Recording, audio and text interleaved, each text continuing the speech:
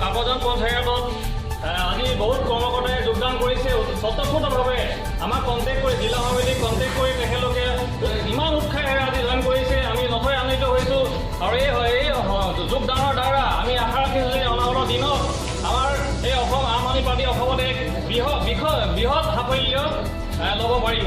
ধন্যবাদ। আম আদমি পাৰ্টি জিন্দাবাদ।